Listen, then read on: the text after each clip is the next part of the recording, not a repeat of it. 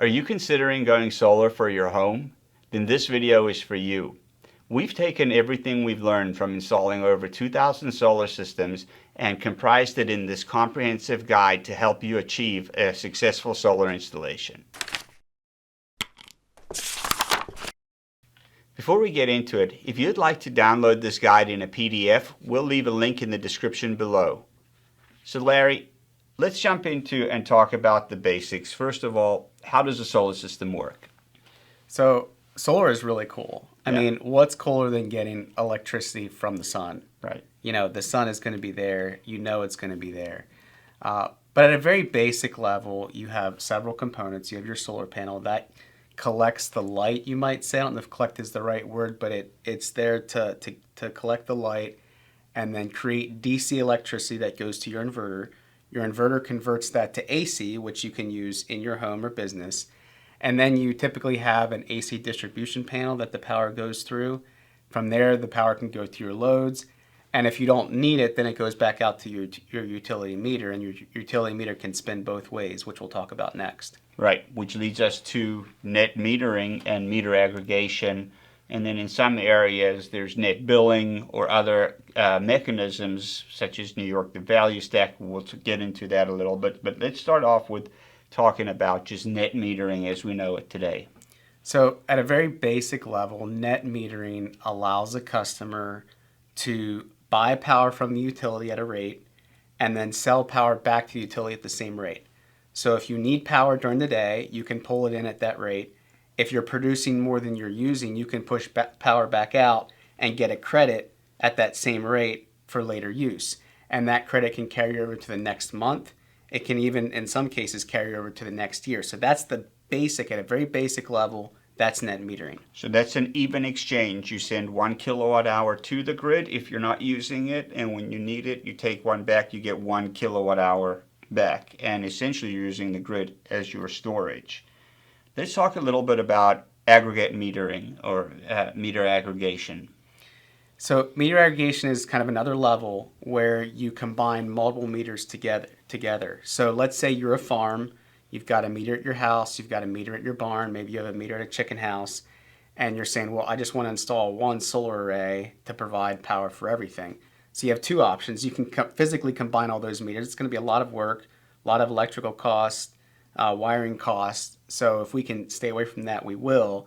And the way you can stay away from that in some utilities is you can build a system on 1 meter and then take the kilowatt hour credits from that meter and apply them to your other satellite meters, as long as they're, within a mile or two. Not every utility allows this, not every state allows this, but that's the basics of virtual meter aggregation. Yeah, and there are different rules and regulations on how it works and who can do it in each jurisdiction. Now, Larry, let's talk about solar renewable energy credits, or SRECs. What are they and how do they work? So sometimes people get confused here because the SREC is different than your electric savings. And it's also different than pushing power back out to the utility. That's the basic benefit of your kilowatt hours. You either use it or you send it back to the utility and get a credit for it. Separate from that is the solar renewable energy credit, which is a credit for producing power from solar.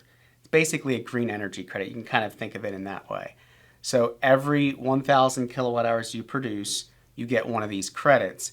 And utilities are required to buy these credits. Most states require utilities to buy these credits to show they're producing a certain percentage of their power from solar. Instead of going out and building big systems, they'll buy credits from solar producers.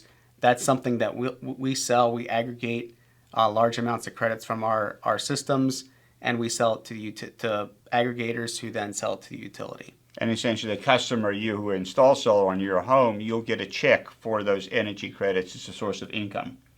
Right. All right, super. So now let's talk about how much sun do you need on your house in order to make it worthwhile for solar. This is the whole trick with solar is you got to have sun. You can't produce electricity without sunlight. You got to have the sunlight. It doesn't come from heat. It comes from the actual direct sunlight. So the more sunlight to hit your roof, the better. Right. And obviously the enemy of that is going to be shade, is the big enemy, trees, any other obstructions that you might have. Maybe it's another large building, or if you're on a farm, maybe it's a silo or a grain bin or something like that. But then there's other things to consider, like what about snow? What about soiling over time? Are you on a dusty farm where there's going to be dust come on your panels that's not going to be washed off over time? We take into account all these different factors and we have a production guarantee. So we look at shade for your particular situation. We look at the tilt of your roof, the orientation of your roof. Are you facing south? Are you facing east, west, north? We take that all into consideration and put that into a production guarantee for each particular system. Super. So in summary, when you're thinking about the basics, the way solar works is that the solar panels are sitting on your roof. They capture the sunlight and they turn that sunlight into energy, into direct current energy, which then flows to the inverter, which is a component that would either be on your roof close to the panels or mounted somewhere in your garage or on a wall, that converts that electricity from DC to AC, which you can use in your house. What you don't use on a sunny day would be pushed back onto the grid, and that triggers the net metering mechanism. So if you're sending electricity to the grid, you can take it back at the same exchange rate. 1 kilowatt hour you send, you receive one back. It's not available net metering in all areas. Some areas have net billing, which is slightly different, or a different way for compensating you for solar, but that's the basics on how solar works. When it comes to meter aggregating, that allows you to take multiple meters and have one solar system, the energy from that system, virtually apply the credits to multiple meters. And that's only available in certain areas and has different rules and regulations associated with in each area. And then the solar renewable energy credits, different from net metering, has nothing to do with how much electricity you use or don't use or how much you send to the grid. All it matters is how much renewable energy you create. And every time you create 1,000 kilowatt hours, you earn an energy credit, and that energy credit is valuable. And at Paradise Energy Solutions, we can sell it for you on your behalf, or you could do it on your own. But it is a source of income that you'll get just from producing renewable energy credits. And then finally, of course, you need to have the solar panels where the sun shines. And so if you're completely shaded, solar probably doesn't make sense for you, but we'd love to come out and do a shade analysis. If you're wondering whether or not you'd be eligible for solar, we can give you guidance on that. But you do need to have a fair amount of sun, at least between 10 a.m. and 2 or 3 p.m. in the afternoon, in order for it to be worthwhile. All right, Larry, let's talk about pricing and payback now. I know everybody wonders how that solar is so expensive, or how much does solar cost? How much does it cost? So there's a number of factors first that we need to think about that are going to affect that cost, because we can talk about basic costs and we will in a minute, but let's talk about some of the factors that affect the cost. Obviously, the size of your system. How much is your electric bill? How many panels do you need? Do you have a lot of shade, which means you need more panels? How does that all fit together? Secondly, is it going to be a microinverter system, a string inverter system, an optimizer system to give you more value? Is it going to be a ground mount, a roof mount? Some of those types of things. And then also, what incentives are available? That doesn't affect the upfront cost, but it'll affect the bottom line number. Sure, but the point here is that it's really unique and custom and specific for a particular homeowner. It's not a cookie cutter system that one size fits all. It's really unique to your home and your situation and how much electricity you use at home. Right. Now we can talk about some basic numbers just to help people understand kind of what they're looking at. So if your electric bill is, let's say $60 a month, you're typically going to be looking at about $26,000 to $27,000. Now obviously we have these factors, so it could be different than that, but that's kind of the price range that you're looking at. If you're at, let's double that, $120 a month, you're probably looking at maybe around $39,000. And then if you're at $180 a month electric bill, you're probably looking somewhere in the mid-50s as far as cost. But now remember, there's incentives that come off of that. And also remember that as a homeowner, you're going to pay $30,000, $50,000, $60,000 plus over the next 30 years for electricity. And a lot of our systems have 25 or 30 year panel warranties, and so they should be lasting longer than that. That's a really important point. When you look at the cost of solar, in the long, it is an expensive investment up front, but when you compare the 30-year cost to versus paying your utility or going solar, almost in every instance we see that solar is by far the less expensive route to go. So Larry, let's talk about the incentives. What incentives are available for homeowners? So the main one is the investment tax credit, or we call it the ITC.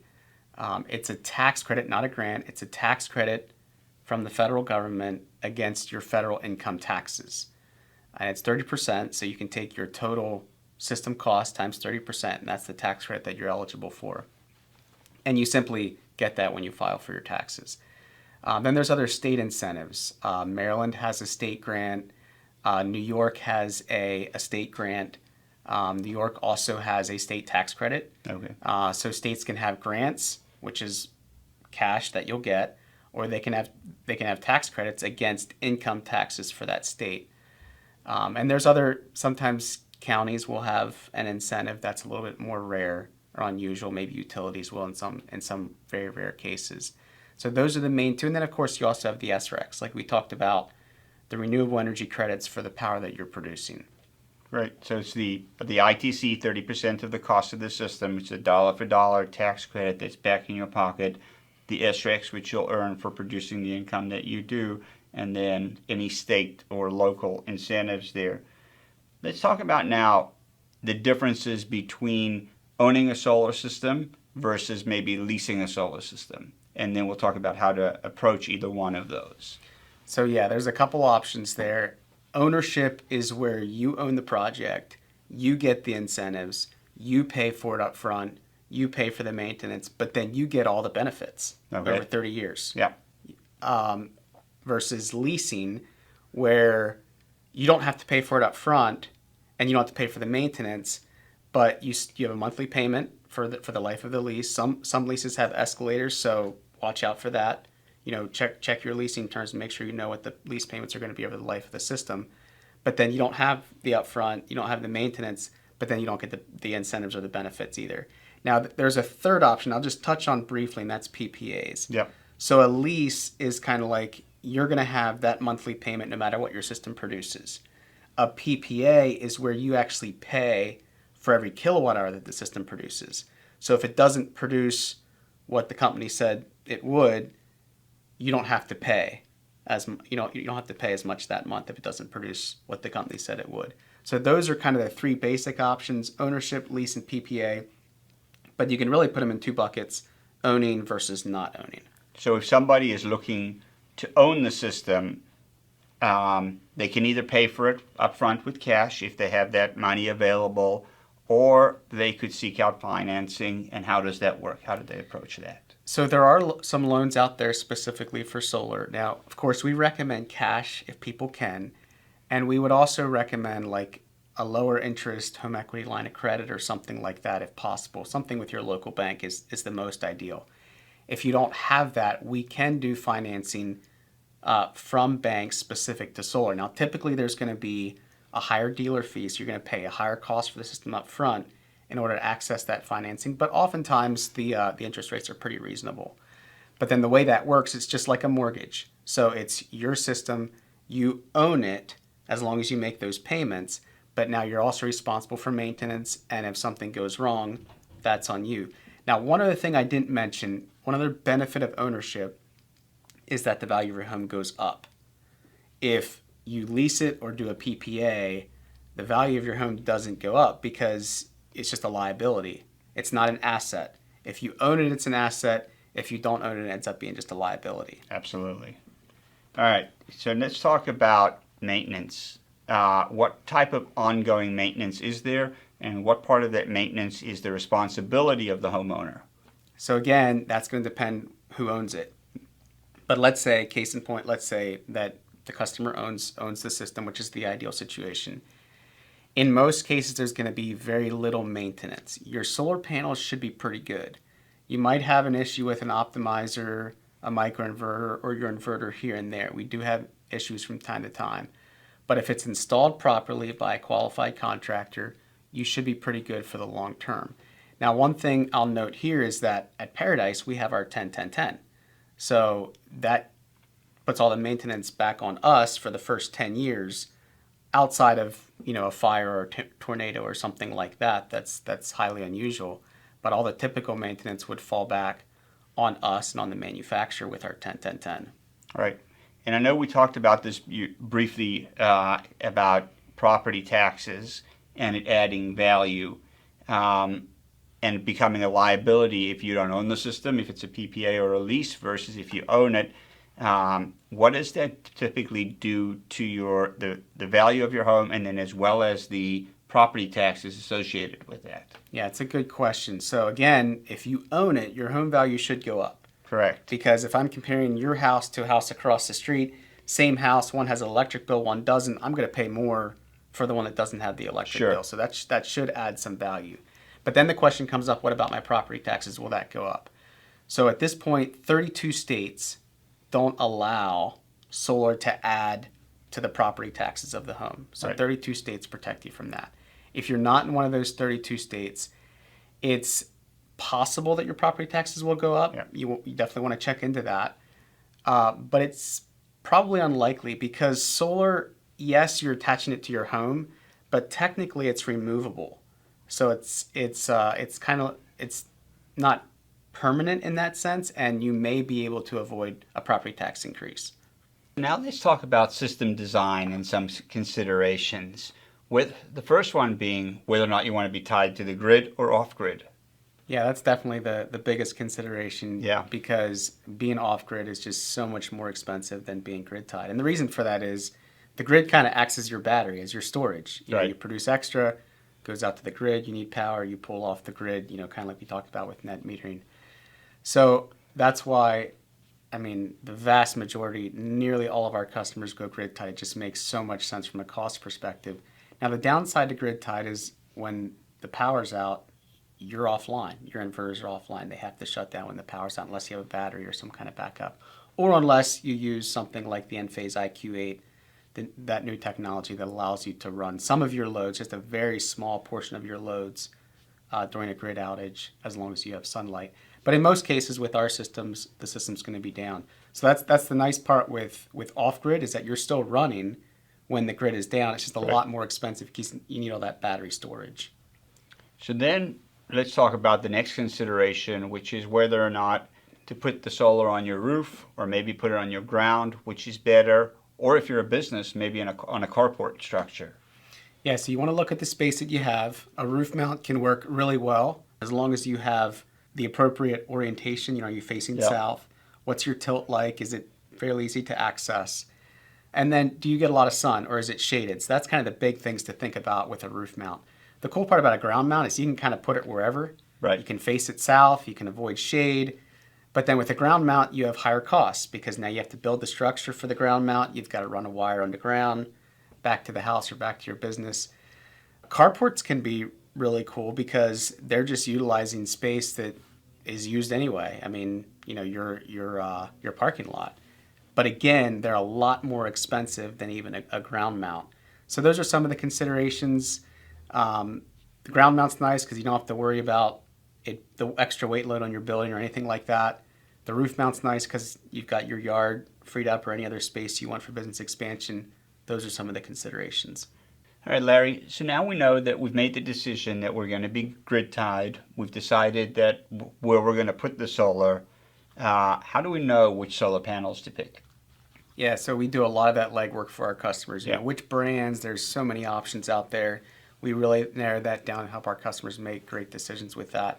But there's four kind of basic things that I want to go over on the technology side. One is, the typical monocrystalline that's been around for a while versus the newer bifacial module, which is more recent. The monocrystalline typical module, you're getting power off the top, just like usual. The bifacial is cool because now you can get power from the backside as well, which is really nice, like especially at a ground mount. Now the bifacial is at a small cost premium, and it's quite a bit heavier, so maybe not quite as good of an idea on a roof mount. So that's one consideration to think about. Another one is the color of the module. So the typical module is a silver frame, maybe like a dark cell and a white backsheet. But if you're really concerned about aesthetics and the looks of your system, you can go black frame, black cell, black backsheet, have a really sleek look. Again, the black is going to be a little bit more expensive than the silver framed. Another consideration is panel size. Right. Do you go with a smaller panel, typical for residential? Do you go with a bigger panel that's more typical for commercial or utility scale? What about the weight? Some of those types of considerations. And then finally, what's the efficiency of the panel? Higher efficiency panels can put out more power from a smaller space, but then they're more expensive.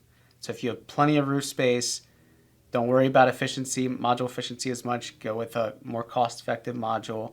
If you have limited roof space, you might want to consider the higher efficiency. So those are kind of the 4 basic things to think about with modules. Yeah. So then what about inverters? So inverters, and there's 3 basic types. You have your string inverter, you have your microinverter, and then you have your optimizer. Your string inverter, it's like one box on the wall. It converts DC to AC, and it does the maximum power point tracking. So it's trying to pull all the power it can out of each string that it's connected to. Your microinverter is going to be more expensive, but then you've got each panel has its own inverter, again converting AC to DC on the roof, under the module, or on the ground mount. But then it's also pulling the maximum amount of power out of each panel. Yeah. So if you're shaded, you have different levels of soiling, your panels are putting out different amounts of power for whatever reason, you're pulling the max out of each panel. An optimizer then kind of splits the 2 functions up.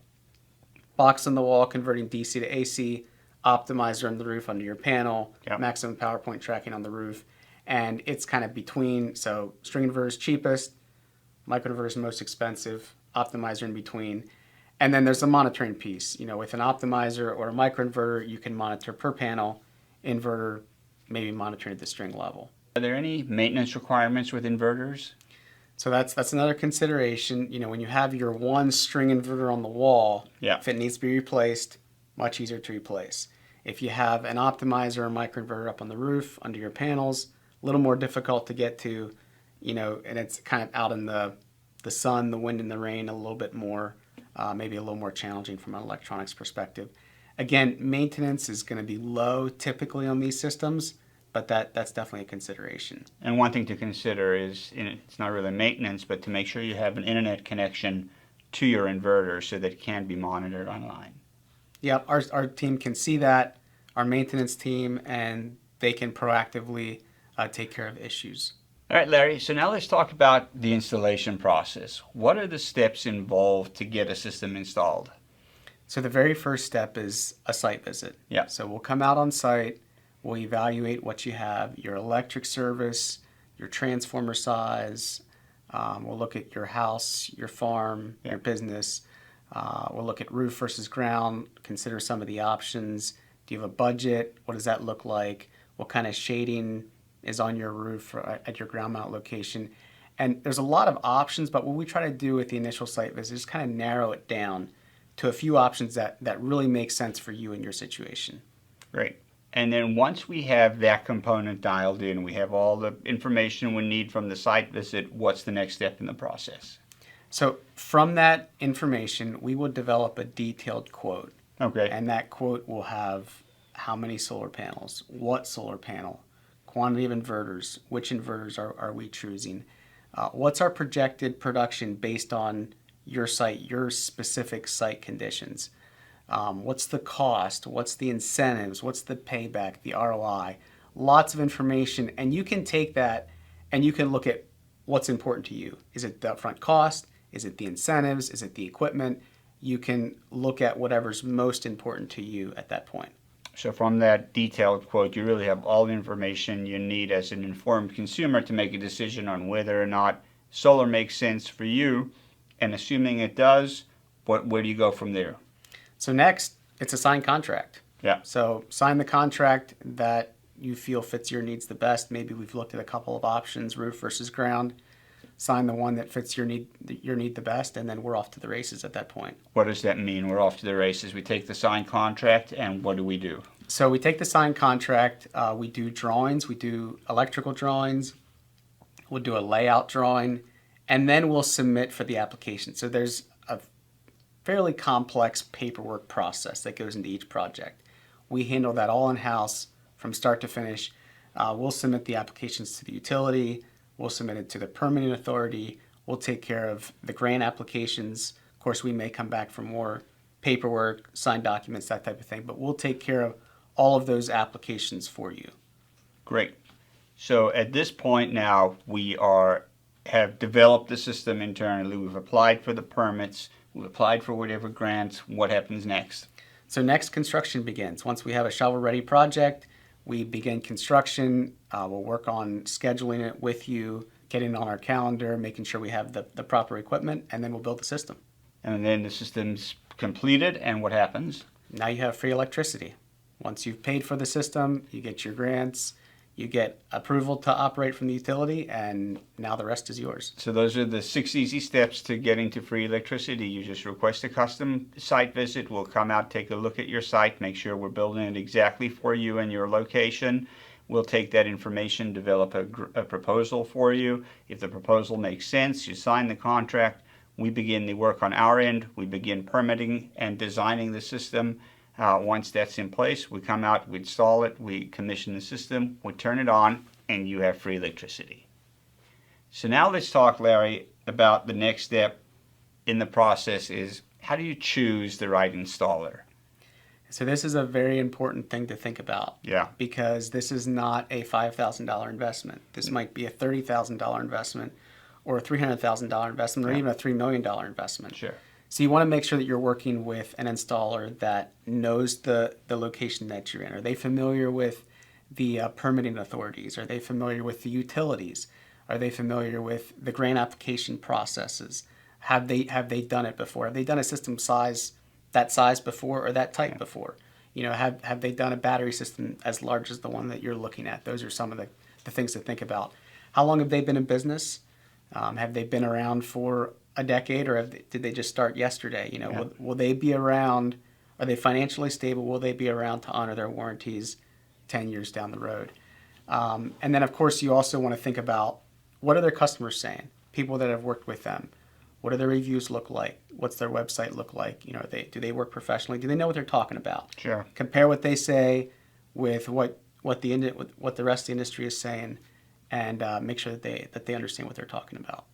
Great. So once you've decided and you've picked a reputable installer, and maybe you're looking at a couple different reputable installers, how do you evaluate their solar proposal? What are you looking for in that proposal? A couple of things that I would suggest initially is, you know, have they mentioned which products they're going to use and the manufacturers? Okay. Do they note the quantities and the manufacturers? Do they just say an estimated system size? Is their production, does it make sense versus the system size? Have they talked about shade? You know, have they taken that into consideration? What are their warranties like? What's their workmanship warranty like? What are the things that can void their workmanship warranty? Do they have a production guarantee? What's that look like, and what can void their production guarantee? Those are some of the basic things to look for. All right, Larry, so we've talked about quite a bit of good information here that's in this guide. Let's kind of sum it up with some of the pros and cons about going solar. Let's start off with the benefits. What are the key benefits of going solar? Yes, there's always trade-offs to consider. Yeah. A number of benefits that we've talked about is the electric savings and the SREC income. You know, right. That's the main reason typically why people go solar. And the tax credit. And the tax credit. Yep. The tax savings, the other Yep. incentives, those are some of the benefits Yep. of going solar. And then, of course, the green aspect. You know, it's better for the environment to use green energy from solar, from the sun, than it is to use something like coal. And then, of course, you're going to have a system that's very low maintenance and should be around for a long time. Right. Yeah. And so what are some of the downsides? Some of the downsides would include, you know, when the grid goes down, your system's also going to go down. Yeah. You know, it's unless you have battery storage, your system's going to be down when the grid goes down. Another one would be if it's a ground mount, it's going to take up some of your yard space, and you think about how that's going to fit and how that comes together. And then, of course, installing solar is going to take upfront capital. You're going to need to find a way to get that cash up front, whether it's a loan or, you know, some other way to get that capital. And then finally, you know, if the sun doesn't shine, your system doesn't produce. That's right. So I guess one of the worst cons is that the sun stops shining, which shouldn't be an issue. Hopefully not. Hopefully not. Don't forget, if you'd like a PDF copy of the guide, we'll have a link to that in the description below. Also note that we have one for homeowners, one for farmers, and one for businesses, so you'll be able to download the guide that's specific to you. Also, if you liked any of the topics and you'd like to take a deeper dive into anything we discussed today, we have videos on all these different topics on our YouTube channel. Please, if you enjoyed the video, leave a comment below. If you didn't like the video, leave a comment as well, but let us know why. And we hope you found this valuable. Thanks for watching.